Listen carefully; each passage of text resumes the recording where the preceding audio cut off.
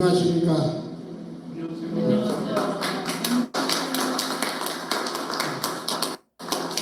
정말 더운데 오시느라 수고 많이 하셨습니다. 내 팔자가 어찌된 팔인지 나 정말 생각해도 좀 내가 이해가 안 됩니다. 이게 이 무서운 이 문여도 의뢰공장 찾는 길에 뛰어든 것이 제 나이 44살 때인데 10년 꼬박 10년 걸려가지고 53살 때인 2002년 3월 2일 날 꿈에도 소원했습니다. 의뢰공장 찾는 건 의뢰공장이 조그맣지 않기 때문에 어마어마하게 클 것이기 때문에 공간이 땅속에 그 한 가닥만 연관된 한 부분만 구멍 하나만 뚫자. 그러면 그 구멍을 통해 내려가가지고 돌아다니보면 다 나타날 것입니다. 그래서 10년 동안 내 가진 것을 전부 다 통틀어서 우리 할아버지 땅도 아니고 우리 아버지 땅도 아닌데 그 땅이 누구 땅이냐 하면 대한민국 땅이었어. 그런데 구하면 통한다고 하늘에서 길을 열어주더라고요. 그래서 우리 할아버지 땅도 아니고 아버지 땅도 아님에도 불구하고 그 땅에다가 소원대로 구멍을 하나 뚫었어요. 직경 60cm, 깊이 16m 안반층을 하루 만에 뚫어버렸어요. 기계가 워낙 좋은 기계가 있으니까 기계 설치하는데 조립하는데 한 이틀 걸린다는 것이 3일이 걸렸어요. 그런데 D-Day를 언제 잡았느냐 하면 3월 1일로 잡았습니다. 왜냐하면 3일 전이 3월 1일 공휴일이기 때문에 국가관공서, 경찰, 시청, 구청 다 놀기 때문에 그러니까 시끄럽다고 기계 돌아가는 소음에 시끄럽다고 민원이 발생해도 경찰도 오기가 난처할 것이고 공무원도 오기가 난처할 것이라 하는 그게 감안했죠. 그래 그 새벽부터서 기계가 들어와가지고 조립을 해치는데 이틀 만에 조립이 다 되어버렸으면은 3월 1일 날 그냥 아침부터서 파버리면은 오후 한 5시경에 그냥 다 완성이 된다. 한두 시간만 하면은 완성이 된다. 왜 그러느냐 하면은 땅 속에 숨어 있는 그 불을 찾아내거든요. 그 MRI 같은 기계가. 그 기계가 한국에 들어온 지 불과 한 두세 달 됐을 적에 그 기계가 있는 걸 알았습니다. 그 기계가 어디 있느냐 하면은 대전의 배재대학이라고 대전 유성이 있어요. 그 배재대학교가 그 하와이의 그 기독교 교민들하고 자매 결연이 돼가 있대요. 그 이승만 대통령이 만든 학교가 배재학당 아닙니까? 그래서 그 좋은 기계가 들어오면은 세상에 나오면은 그 교민들이 기독교에서 사가지고 그 배재학당에 원조를 해줍니다. 그래서 그 기계가 저 영주 부석사 무량수증 그 찾는데 동원된 걸 텔레비를 보고 제가 알았어요. 이야 저런 기계가 있구나. 저 기계 같은 거 내가 의뢰공장 찾는데 저 굉장한 소용이 되겠구나. 그래서 그 교수를 찾아가서 했더니 굴이 존재한다면은 대강 몇 메타에 존재한다고 보느냐 저한테 물어요. 그래서 바닷물의 그 조수 간만의 차이를 감안하면은 20m 지하 20m에 존재한다. 꼭 본다 했더니 그러면은 모래밭도 아니고 흙밭도 아니고 안반층이라면은 20m 안에 그 굴이 존재한다면은 100% 찾을 수가 있다. 99.9가 아니고 100% 찾아줄 수가 있다. 그 비용은 얼마 주면 되느냐 했더니 300만 원을 우체국에 계좌를 적어주면서 자동 이체시키면은 입금이 되면은 자기가 조수를 데리고 부산 현장에 가서 한번 답사를 하고 또 잡아가지고 기계가 오면은 한 2시간만 작업을 하면은 그 굴의 여부를 있다 없다 여부를 엑스처럼 MRI처럼 그 컴퓨터가 찾아낸다. 그러니까 컴퓨터가 찾아내니까 그거는 거짓말이 없다. 아니 그래서 300만 원을 어렵게 구해가지고 그래가지고 줬더니 뭐 말하던 그대로 됐어요. 그런데 그 며칠 후에 그 서울의 충무로의 대한극장 앞에 만나자고 해서 갔더니 그 데이터를 주는데 컴퓨터가 찾은 데이터를 주는데 땅속에 낯선 굴이 하나 잡힌 겁니다. 18m. 아니 18m가 아니고 16m예요. 모든 굴은 바닥을 기준으로 하는 것이 아니고 천장을 기준으로 합니다. 지상으로부터. 근데 16m 밑에 굴이 딱 낯선 굴이 나타난 겁니다. 그러면 낯선 굴이라는 것은 뭘 의미하느냐 하면은 일본 의뢰공장의 한 가닥을 의미합니다. 저 안에 있어서. 제가 그 박정희 대통령 이발사에게 돈을 투자해가지고 계속 해 나왔기 때문에 그 근처에 대해서 내가 알거든. 기본 상식이 완전히 습득대가 있으니까 이거 일본 의뢰공장이 맞다. 그 다음에 이제 그 구경을 떨어야 됩니다. 그래서 이제 그 땅 주인이 하늘에서 아까 저한테 기회를 준다고 했던 것처럼 97년도에 IMF가 왔어요. 그래가지고 이 재벌들의 군살빼기, 그걸 어려운 말로 말하면은 BIS, 자기 자본 비율 맞추는 겁니다. 은행에 빚을 갖고 군살빼기, 쓸데없는 재산을 빨리빨리 팔아라. 그래가지고 그 땅 약 500평이 대한항공이 가지고 있다가 민간업자, 권업자, 건축 폐기물 처리업자, 그게 정확한 표현. 처리업자 두 놈에게 공동으로 평당 80만 원씩에 팔려버렸어요. 그래서 이제 그러면 그 다음부터 제가 불안합니다. 마음이 불안합니다. 왜냐하면은 이 민간업자들이 이 제가 알고 있는 학습이 된 정보를 조금이라도 캐치했다면은 자기 땅에 자기 파버리고 나는 10년 세월에 닭 쫓던 게 개꼴이 되지. 닭 쫓던 개꼴이 되지. 그래서 안절부절하고 있는데, 그러니까 만나가지고.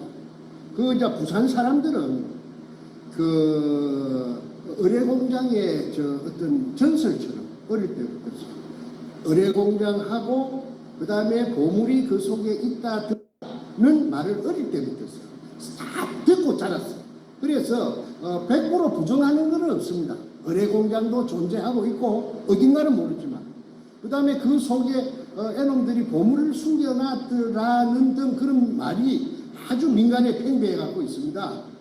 그런데 이제 아까 MRI 기계 같은 그 기계가 찾아놓은 내가 데이터가 있고 그 다음에 땅 위에다가 분필로 가지고 선을 딱 그어주니까 그게 뚫으면 된다.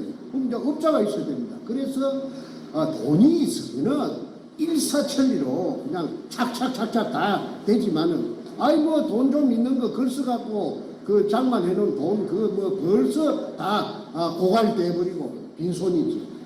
그러니까 그 군영은 죽어도 떨어야 됩니다. 비가 와도 떨어야 되고 눈이 와도 떨어야 됩니다.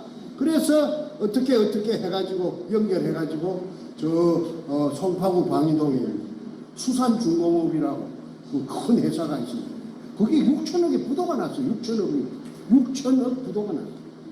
그러니까 그 회장이 이제 죽기가 됐는데 그 다음에 6천억 부도 내고 지 재산 전부 다 빼앗기고 그 다음에 백문소 가야 돼. 6천억 떼문 죄로 부도낸 죄를 살로 가야 되는데 그러니까 자기 친구가 내한테 중앙일보 기자가 하나 있는데 내한테 힌트를 주기로 저 사람 같으면 할 수 있다. 내가 가르쳐 주더란 말은 하지 말아라. 그러면서 2판, 4판, 공사판이다.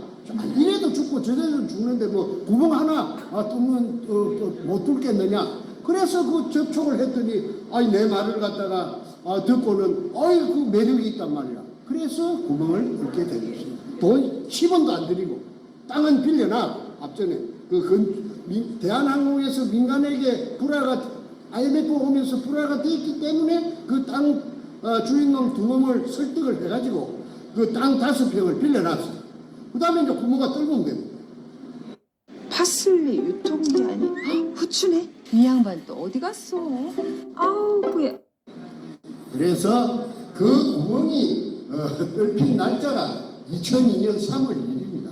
3월 1일 날 새벽부터서 3월 1일 날 아까 말씀드린 3일째 날 뽑기를 한 것이 뭐 기계가 조립이 잘 안 돼가지고 하루 뒤에 딜레이 돼가지고 3월 2일 날 새벽부터서 기계가 막 웅웅 하고 돌아가니까 그 위에 산 피난민들이 살아요. 아주 영세민들이. 이 영세민들이 민원을 잡아 이어도 뭐 구청에서도 뭐 그래 나중에 한 나 때나 될 때 구청에서도 오고 경찰에서도 오고 뭐 난리가 났어요. 그래도 기계를 갖다가 중단시킬 수는 없죠. 기계가 그 미리 딱 그 기계 기사들을 훈련을 시켜가지고 누가 그냥 뭐라 해도 그냥 아무 그 기계 끄지 말고 막 계속 돌리라. 모든 책임은 내가 다 지구만. 그래가지고 그 사람들이 저 공무원들이 오면 영장 갖고 온나 아마 구속을 시키려고 하면 구속을 시키고 배째라지 배째라. 그래가지고 오후 5시경에 아무도 예측 못하는 일이 일어났어요. 왜 그러냐면 땅속으로 기계가 이렇게 땅속을 헤비면서 깊이 들어갈수록 소리가 차츰차츰 좀 작아졌지. 그래갖고 막판에 16m 근처에 가서 딱 숨어있는 굴하고 연결이 되는 순간에 물 기둥이 지상으로 막 차고 올라갔는데 그러니까 16m 올라오고 또 지상에서부터 17m 그러면은 합계 33m를 한 3시간 반 뿜었습니다. 자, 여러분 한번 생각해 보십시오. 직경 60cm 길거리에 가면 맨홀 뚜껑, 한국에 길거리가 맨홀 뚜껑만한 그 구멍을 통해서 3시간 반을 물이 17m 높이로 뿜었다라는 사실은 한반도가 생기고 나서 한 번도 없었던 일이에요. 물론 뭐 수도관이 겨울철에 터져가지고 이 조그마한 물줄기가 솟는 거는 뭐 흔히 길거리를 지나다니다가 봤지만은 아니 직경 60cm 거기에서 지상으로 17m를 16m 올라오고 또 17m를 해가지고 그 다음에 3시간 반을 그 물의 그 수압은 굉장했습니다. 예를 들어서 한 500kg짜리 소를 한 마리 얹어놔도 소도 공중으로 타고 올라갈 정도로 힘이 셌어요. 그럼 물이 뿜었다라는 사실은 수압이 있다는 것입니다. 수압은 뭐냐? 큰 공간 안에 물이 가득 채여 있다가 거기 작은 구멍이 하나 뚫히니까 아까 제가 뚫은 구멍입니다. 그러니까 수압을 견디지 못하고 쫙 올라가. 그거는 자연 물리 현상으로 거짓말이 없습니다. 그거는 그야말로 깨가 많은 인간들이 조작할 수 있는 깨를 부릴 수 있는 그런 부분이 아닙니다. 거기 가장 의뢰공장이 있다는 핵심적인 의뢰공장이 있다는 사실을 뒷받침해주는 핵심적인 증거 자료인데 그것이 나는 사진 찍고 뭐 이런 것만 성격이 아니라서 그거 잘 못하는데 배신자 나를 따라 그 일을 단 둘이서 했는데 김성태라는 그 삼천포 출신에 또 항소많은 새끼가 있어요. 김성태라고 그 도둑놈이에요. 사진 찍는 게 취미라 항상 카메라를 막 잘 때도 갖고 자는가 몰라도 그걸 사진을 탁 찍어놨어요. 물이 뿜는 사진을. 그러니까 그때 그놈이 찍어놓은 사진이 제 손에 있습니다. 그 책에도 거의 다 들어있습니다. 왜 그러느냐 하면은 이제 이 배신이 일어나고 나서 금이니까 배신이 일어납니다. 금이 아니었으면 배신 안 일어납니다. 돌이 나왔다 하면 배신 안 일어납니다. 돌이 나왔는데 와 배신이 일어나요? 먹을 것도 아닌데 쌀만 먹는 것도 아닌데 금이 나오니까 저를 보고 독을 하자 독을. 그때는 이미 독을 다니 모여들었어요. 모여들어가지고 독을 하자 독을. 왜 나라에 신고해서 세금을 왕창 뜯기건데 줄 것이냐. 그리고 새파리, 똥파리, 온유월에 온갖 파리들이 날라들으면은 형님이 어떻게 그걸 감당하려고 하느냐. 그러니까 지도 새도 모르게 그는 소를 잡아먹어도 모르는 데니까 해만 지면 사람들이 인적이 끊어지는 곳이니까 그러니까 우리한테 맡기나란 말이야. 그러면은 하루 저녁에 500kg씩 건져 올려가지고 야금야금하게 검은 현찰 박치기다. 그러니까 두목이 그때 나타났는데 백준엄이라고. 그 백준엄의 친척이 종로 5가에 금도매상이 있대요. 그렇게 금이라는 건 애상배가 없답니다. 그러니까 거기서 뭐 밀매를 하다 시켜서 제가 호통을 쳤습니다. 저는 그 아까 양력 소개할 때 저는 에듀케이션 영어 발음이 안 좋습니다. 교육자입니다. 교육자. 전문 교사가 되겠다고 교육학을 전문적으로 교육받은 사람입니다. 그리고 문교부 장관이 준 자격증이 있어요. 아무나 선생하는 게 아니에요. 그러면은 제가 그 뭐 도덕군자인 채 해서가 아니고 우리 집안에 도둑놈이 없어요. 도둑질 아무나 하는 게 아닙니다. 도둑질을 해본 놈이 하고 고기도 맛있는데 많이 먹어본 놈이 잘 먹는다고 도둑질을 해본 놈은 한 분 하고 두 분 하면 쾌감을 느껴가지고 짜릿짜릿 아마 그런 게 있는 모양일 겁니다. 노름제이는 노름제이 그 쪼는 재미로 이 내하수체가 뇌에 무슨 뭐 분비물이 되는 무슨 물질이 나오는데 그게 막 아주 그냥 짜릿짜릿하게 그 재미 쾌락을 느낀다. 범죄자들은 다 그렇답니다. 그런데 나는 도둑놈이 아니거든. 그러고 나는 아들 하나가 있고 딸 하나가 있는데 내 각시도 선생이고 부부교사를 했습니다. 내 교대 내 3년 후배입니다. 그 다음에 내 아들은 그때 서울법대 2학년이고 딸도 법대 나중에 결국은 이화여대에 가서 둘이 다 지금 변호사를 하고 있습니다. 수도권에서. 그런데 아이 그 아들이 법조인이 될 아들인데 내가 만약에 그 말을 승낙했다면은 내가 아이 잘 먹고 잘 살고 어마어마한 부자가 됐더라도 마음이 한 시간인들 내 마음이 편하겠는가? 나 그 생각이 먼저 나더라고요.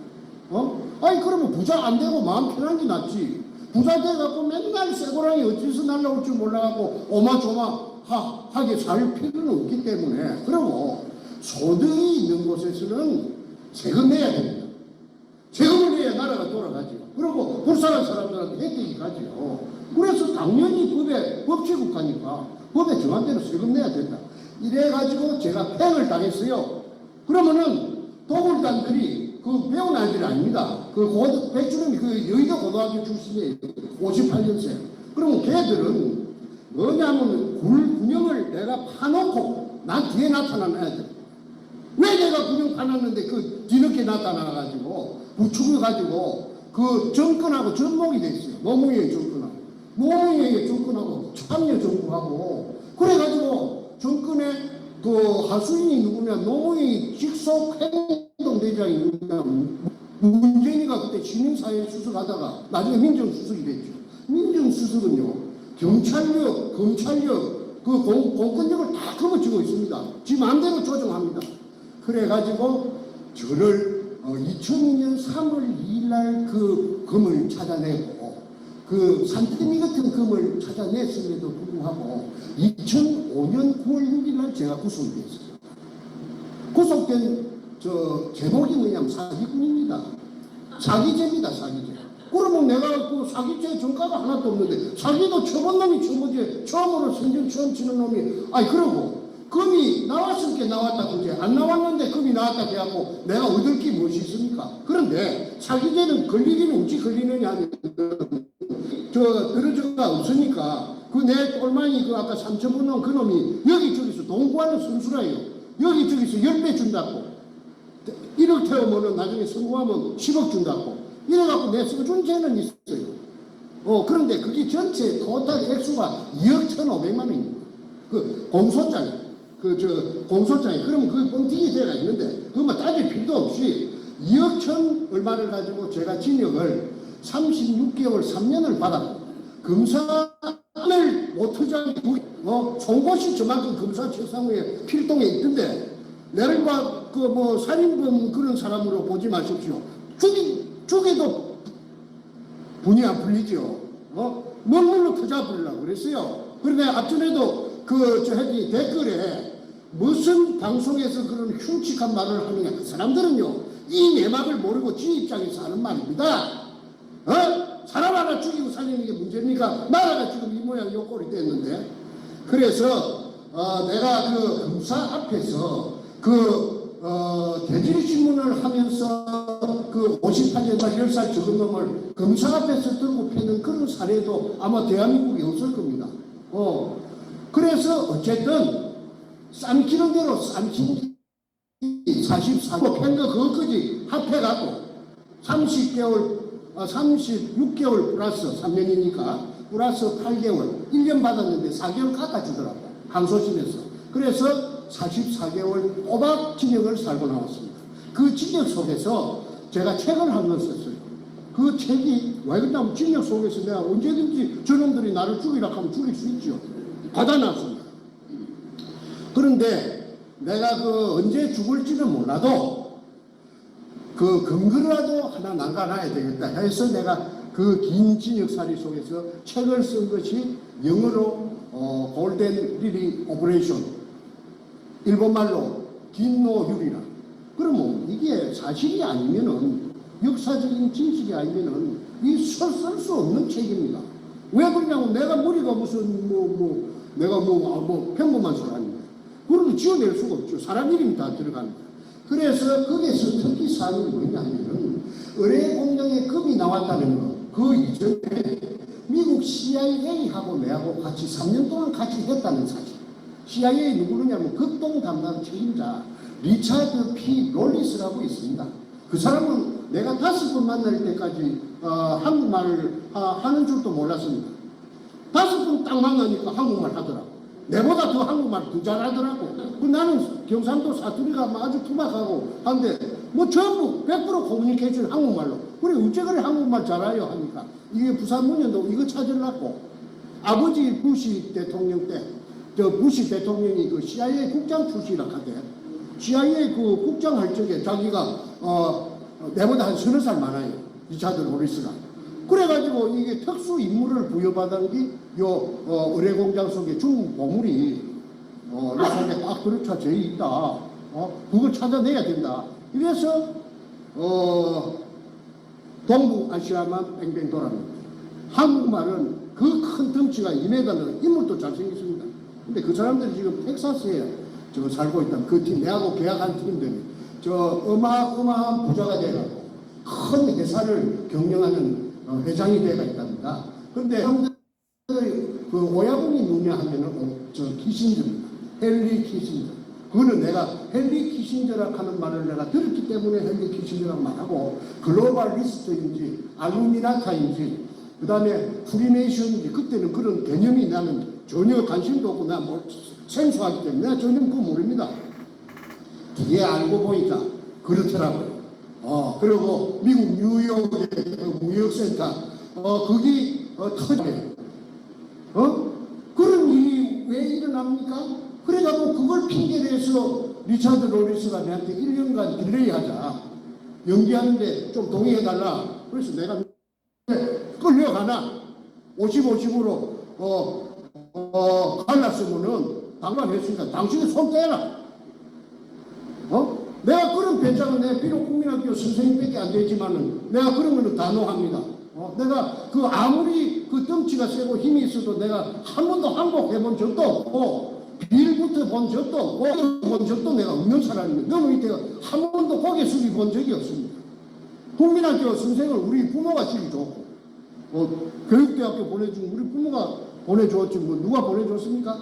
자, 그래서 미국은 손을 떼기 만들고 50이 미국 몫으로 가야 되는데 9.11 핑계로 해서 1년간 딜레이 해달라고 하는 것을 내가 해약을 갖다가 원천무효로 시키고 그 다음에 100%를 전부 다 한국에 찾아내면 한국에 전부 몫이 되도록 한 거 아닙니까? 그런 애국자가 어디 있습니까? 내 자아자찬하는 게 아니고 그게 만약에 사실이라고 하면 미국으로 50%가 가야 될 때 내가 못 가게 내가 배짱을 가지고 내가 튕가내 버렸습니까? 내가 고작 20만 원도 없으면서도 내가 그런 배짱이 있어요.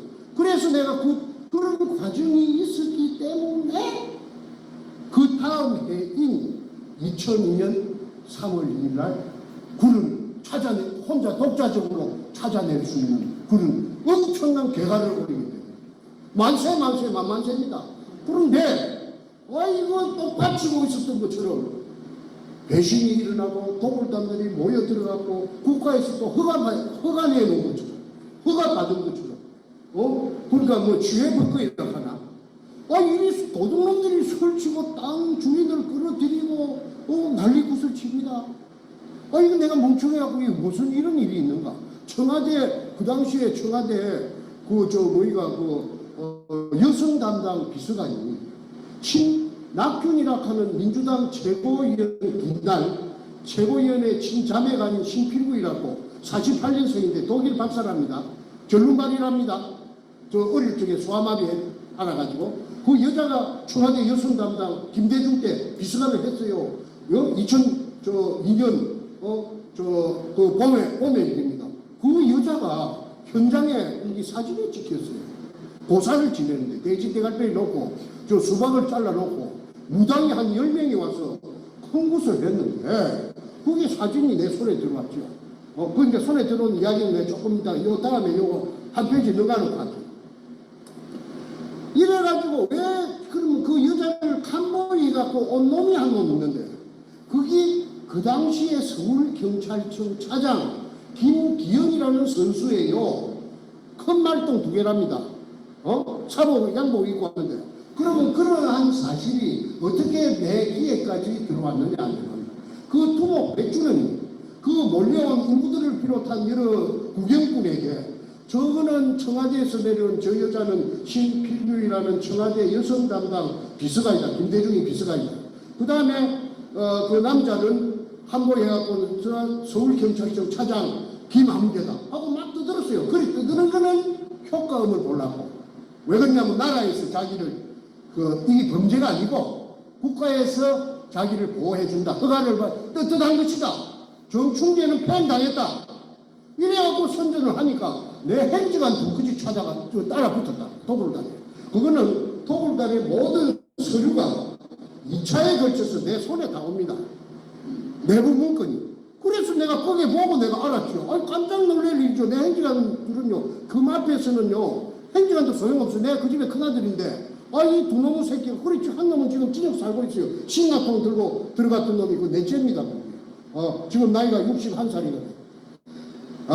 이야기를 앞전에 그 방송 태평 TV에서 여러 번 했기 때문에 세세한 그런 이야기를 안 하겠습니다. 어째서 노무현이가 참여정부가 청와대가 상상도 못하는 금동울단하고 전복이 되었는가. 요게 오늘 초점을 맞춰갖고 제가 주어진 분량이 1시간인데 가능하면 1시간에 마치도록 제가 노력해 보겠습니다. The scale of destruction I saw when I visited Ukraine was shocking, on a level I could never have imagined. 노무현 이야기 조금 하겠습니다. 내가 하도 억울해서 내가 저 다큐멘터리 작가고 내가 시가 작가니까 내가 그 전공이 저 탐정 도둑놈 잡는 내 전공이에요. 내가 잘해요 그런 거는.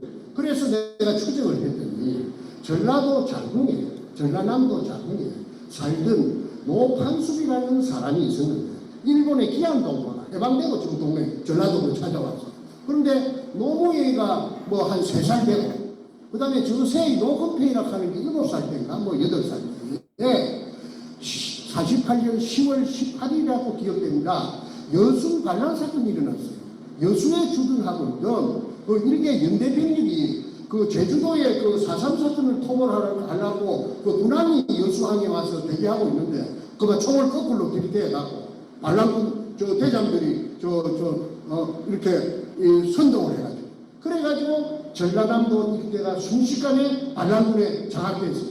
근데 노판수리가 노무이 저 애비가 뭘 했느냐 우편 배달부를 했어요. 시골에서 우편 배달부는 그때나 지금이나 아마 자전거 타고 다니는 모양이에요.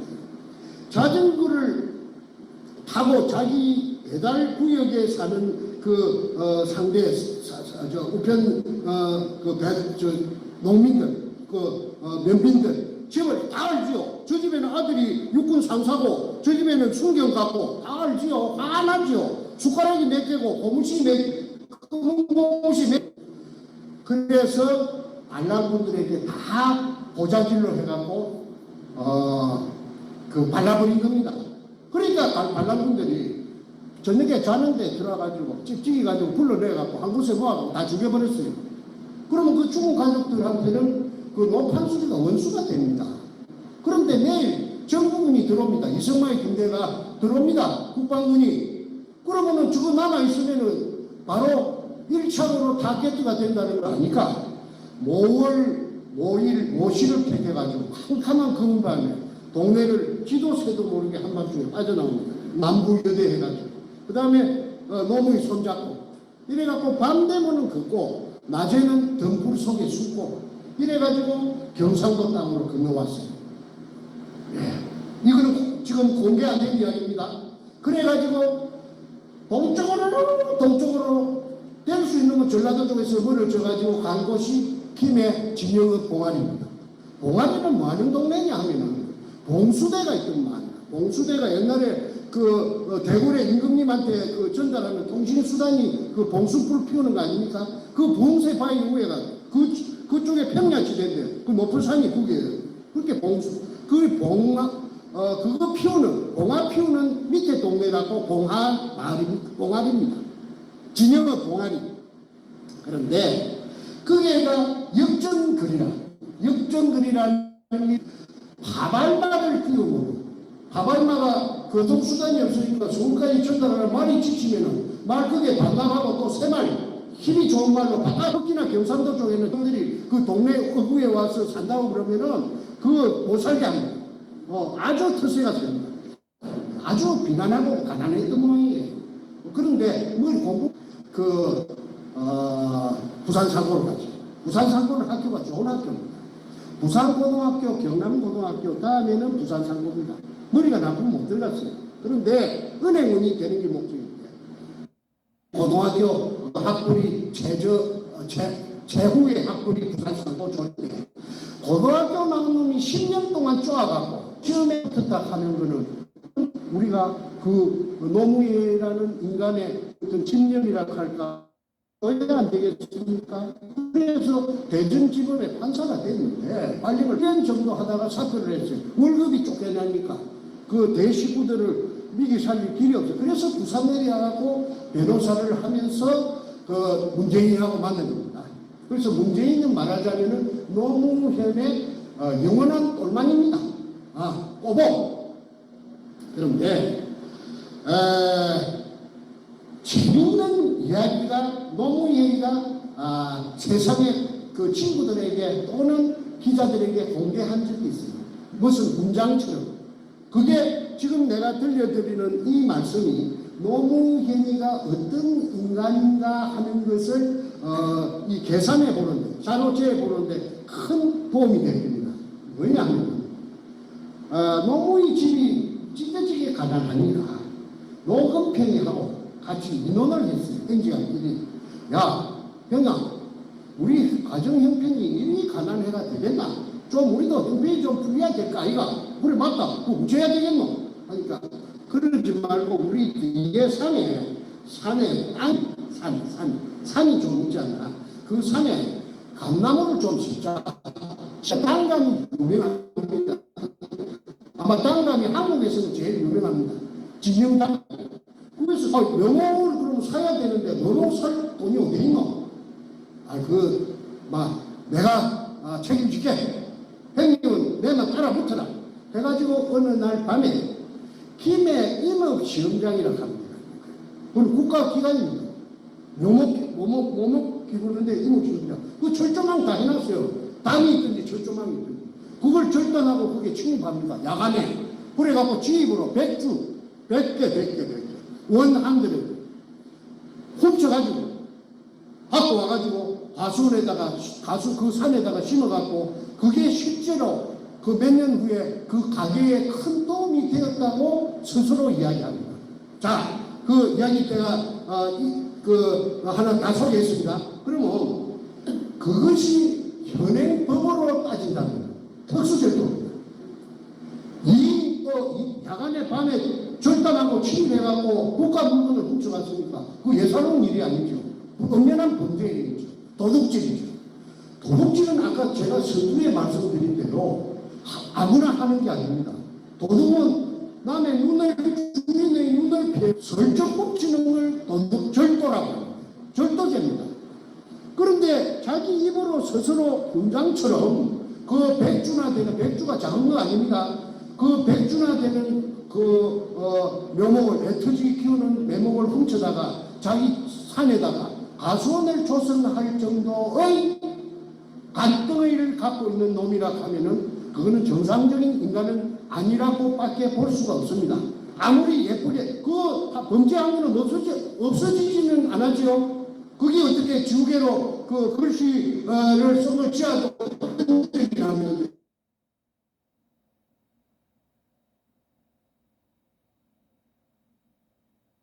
캐치를 했습니다. 그 인터넷에 지금 내 전화기 속에 있습니다. 그 작은 이야기가 뭘 의미하느냐 하면은 문재인이라 아니 노무현이라 하는 그 작자의 아이덴티티 정체성을 나타낸다고 저는 여러분에게 소개를 드립니다. 이 방송이 지금 전 세계 나가는 거니까 내가 거짓말하면 안 되지요. 내가 책임질 만한 이야기하죠. 그런데 작은 뱃살 버릇이 여든까지 간다. 우리 한국에서 한국인의 피를 받아갖고 성장한 사람들이라면은 전부 그 말을 세살 버릇 여든까지 간다는 거 모르는 사람은 없을 테고, 하늘 도둑이 소도둑 된다. 그 틀림없죠. 열어가지고 기라바지가도 도둑놈들하고 쥐도 너 커서 큰 도둑놈 조세영이 같은 거 그런 거 돼. 그런 부모는 아마 저는 없을 것이라고 봅니다. 그런데 도덕은 타고납니다. 그래서 그 새끼가 도둑놈이 그 판사가 되고 또 변호사가 되어갖고 내가 다큐멘터리 작가로서 실화 작가로서 내가 스스로 찾아내가지고 그 정보를 찾아내갖고 발로 갖고 뛰다니면서 동쪽 서쪽 남쪽으로 뛰다니면서 박정희 대통령 이발사를 만났고 그 이발사가 그 이전에 그서 운영을 하고 있는데 내가 그게 돈을 3억을 투자를 해가지고 100분의 10을 받고. 근데 그 사람은 영 희망이 없어요. 그 사람 하는 짓이 틀려먹었어요. 무식해서. 그래서 내가 독자적으로 대한항공 땅에다가 그게 IMF 97년도 IMF 오는 바람에 5평을 빌려가지고 구멍을 뚫어서 그 구멍이 뚫리면은 금구녕이라 일본 글자 세자가 찍기가 있는 이등추 일본말로 이또주라 하는 그 글자가 찍혀가 있는 향토색 마다리 속에 중국에서 돈처럼 쓰던 50g짜리, 250g짜리, 500g짜리 금화가 아니고 금편이 잠수함 26척에 실려가지고 잠수함 26척에 실려갖고 1차 왔다는 말을 내 리차드 로리스한테 들었어요. 미국 CIA가 장난하는 데 아닙니다. 세계에서 최고의 정보망을 갖고 있고 그 사람들은 내가 한 3년 겪어보니까 그 사람들은 어lum한 사람들이 아니라 빈틈이 깨미 군형만큼도 빈틈이 없는 사람들이에요. 아주 친해요. 사람 말을 믿고 그래 믿어줄게 그거 아닙니다. 자기네들이 전부 그 말을 또 검증을 해요. 이 말이 틀리는 말인가 맞는 말인가를 사치 검증하는 것이 미국이라 하는 걸 내가 그때 세상에서 처음 겪어본 그 미국 CIA를 통해서 그래서 CIA를 내가 팀간해버렸어요. 그래서 했는데 그 다음 도둑놈이 나타난 것이 한국의 대통령이 도둑놈이 돼가지고 그놈이 쉽게 말해서 이인규라는 대검 중수부장한테 붙들려 갔다가 와서 돌통이 날산지 보니까 꼬롱이 나는 게 시간 문제니까 그날 저녁에 그만 저거 똘마이 문재인이가 그만 없애버려요. 그걸 일컬어서 도마뱀 꼬리 자르기 일환이라고 제가 진작에 붙어서 책에 썼습니다. 아까 김노율이 골든리리 오퍼레이션 내가 그거 썼습니다. 문재인이 하고 너무 이름을 바로 받았습니다. 그래서 문재인한테 그 책을 전달해 줬습니다. 내가 직접 준 게 아니라 직접 전달해 줄 수 있는 사람에게 줘갖고 전달됐다는 걸 확인했습니다. 그런데 그 외에도 내가 쓴 글을 무시무시한 글을 전달해도 저놈은 대응하지 않습니다. 나에게 대응하라. 우통 벗고 좀 나서줘라. 나를 좀 잡아 이어주라. 하는 그런 판을 크게 벌이라고. 오프닝 장에서 무대에서 이렇게 홀링한 겁니다. 올라와. 이 국민들을 보는 데서 니캉 한번 맞짱을 한번 뜨자. 내가 할 수 있는 건 그거밖에 없습니다. 절대 의해주지 않게. 노 코멘트라 하고 뒷구녕에서 뭐라 하느냐 하면은 가짜 뉴스. 여러분, 우리 양산집에 금이 200톤 숨겨져 있답니다. 그거 정말이면 참 좋겠죠? 젊은이들 일자리를 만들 수 있을 테니까요. 이런 식으로 영촌스럽게 말을 돌려가지고 눈도 끔찍 안 하고 그냥 거짓말로 쳐발라가지고 그래서 이 우리 대한민국 국민들은 순진해서 그런 거지. 그 말을 또 혼이 들어요. 그런데 오직해야 제 아버지도 같고 어머니도 같은 제 행지가 있어요. 형님한테도 못 오고 이것도 아니고 그쪽에서 또 팽이가 있어요. 돈만 조금 보고 돈 맛을 조금은 봤답니다. 있는데 오직해야 저 세상에 알리려고 신라통을 가고 문재인의 그 사상 지역구 사무실에 들어가서 인지급을 벌렸겠습니다. 그거는 도로로 난 그 유리창을 깨고 준비해 갖고 가는 그 프레임카드를 세로로 붙였는데 그게 인터넷에 나옵니다. 지금도 나옵니다. 문현동 금도구리 종착지 노무현을 아니 문재인을 즉각 구속 수사하라. 그거 나옵니다. 전국에 오전 10시부터서 밤 12시까지 계속 모든 방송이 전부 이것만 했습니다. 그래서 모르는 사람이 없는데 저런 게 어디 있어. 저 문재인이가 그러지 않아. 가짜뉴스라고 정신병자나 봐. 그래서 형님도 정신병자가 되고 또 넷째 우리 집에 정승재 넷째도 정신병자입니다. 정신병자는 그냥 몰아버려요. 그런데 미안하지만은 나는 우리 집안에 정신병자가 있다는 말 들어본 적도 없고 제가 우리 마누라가 초등학교 일산에 어떤 초등학교 교사로서 정년퇴직을 했는데 그 공무원 의료공단이 있습니다. 마두역 근처에 마두역에 가깝습니다. 그거 내가 쫓아가서 높은 사람 좀 보자 만나자 면담 좀 하자. 그렇게 왜 그러십니까? 아니 우리 딸이 혼사를 해갖고 이거갖고 지금 내일 모레 결혼식을 올릴 텐데 어떤 이 결혼에 앙심을 품은 어떤 사람이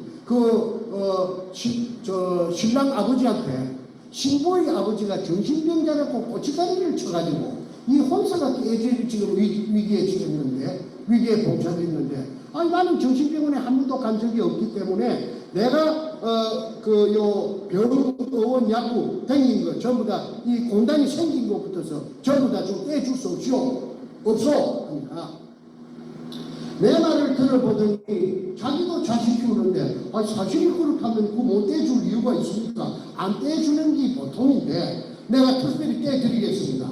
그래서 내가 땡기 112년 동안에 148군데 땡기더라고. 병원, 의원, 약국. 약국에도 다 의료보험 카드가 됩니다. 그게 이제 정신병에 관련된 약이라든지 병원에 치료받은 게 한 번도 없습니다. 그분이 뭘 말하느냐면 정신병자가 아니라 하는 걸 말해줍니다. 그렇지 않습니까? 정신병자가 이렇게 미국 LA까지 와갖고 요 마이크 들고 여러분들을 갖다가 전부 앞에서 연설을 할 수가 있습니까? 제가 정신병자같이 생겼습니까? 그런데 문재인은 저를 정신병자라고 그렇게 매도했고 내 동생 정성재도 가정도 있고 자식도 다 있죠. 그 젊을 때 권투 선수입니다. 서울에서. 내가 권투를 내가 시켰지. 그것도 정신병자. 그래서 저놈이 그랬는데 내가 억울해서 이거 저녁에 자다가 하면서 일어나면은 멍청해하고 잠을 못 잡니다. 그 이야기를 어떻게 전부 전달할 수가 있겠습니까? 자나 깨나 앉으나 서나 제의 오직 하나의 내가 올해 나이가 지금 한국 나이로 71살이고 내가 사실은 48년생입니다. 호적에 49년대. 아니 그런데 나는 이것밖에 없습니다. 왜 이걸 부자가 되고 안 되고 그 부자가 되고 안 되고 문제가 아니고 이 식구들 다 죽여요. 언젠가는 다 죽여요. 그래서 내가 이거 어차피 죽을 목숨이라고 하면은 결사적으로 우통 벗고 하는데 내 혼자서는 못 났습니다. 왜? 힐러가 붙어갖고 내가 중국까지 도망가서 중국에 한 18개월 정도 방랑자로 돌아다녔던 적도 있어요. 그것까지 중국까지 겁돈이 온 것도 두 군데서 하긴 했습니다. 그 인터넷에 다 띄었기 때문에 오늘은요 생략합니다. 저 시간 관계상. 스마트줌 돋보기. 서울대학교 교수가 30년 이상 연구 개발한 고품질 돋보기. 김일성이라 하는 이 저하고 나이 차이가 나는 이분을 태극기 집회에서 우연히 소문을 듣고 미국 교민이 대단히 감이 커서 문재인이 보고 막 쉐리 포문을 열고 막 되나 안 되나 막 쉐리 퍼붓는다고 그래요. 그래서 도대체 그러면 간띠미가 그 배밖에 나왔는가 보다 한번 가보자 해서 들어보니까 가당찮더라고. 그래서 내가 이 사람을 콜링을 했어요. 콜링 만나자고. 이래가지고 만나가지고 이야기를 하니까 한국 사람들은 두 가지 부류로 나눕니다. 이 이야기를 합니다. 아이고 저는 무승을 안 할래요. 무승을 떠나야지요. 그 자료를 좀 주세요. 그러고 난 뒤로 전문가들을 내한테 붙이더라고. 지질학자, 박사. 그 지질학에 대해서는 이태리가 또 좀 말개나 하는 건데 이태리에서 박사학위 받은 사람은 내한테 붙여갖고 나를 검증을 하고 또 무슨 전문가를 붙이고 무슨 전문가를 6달 걸렸습니다. 6달. 작년 12월부터 금년 5월 말까지. 이래가지고 나는 이제 김이 세가지고 김이 빠져붙는가 보다. 저 사람 이제 이거 뭐 큰 소리만 치더니 헛방이 같다. 자꾸 또 새끼들 그렇지 보채는 것 같지. 어떻게 되는 거야? 할 거야 안 할 거야? 할 수도 없고. 숨이 막힐 지경인데 이거 도망가려고 해야 도망갈 데도 없고. 내가 죄 지은 게 뭐 있나요? 그 찾아낸 죄밖에 없습니다. 나는 구멍 뚫은 죄밖에 없습니다. 남들이 못하는 걸 내가 했습니다. 한국 사람들이 그 땅 위에 얼마든지 많이 지나다니는데 한 번도 못한 걸 한국 사람 5천만이라고 치고 5천만 중에서 내 혼자가 내가 우리 할아버지 땅도 아니고 아버지 땅도 아닌데다가 60cm 지하 16m 군용을 해가지고 찾아냈습니다. 그런데 거기서 잠깐만요.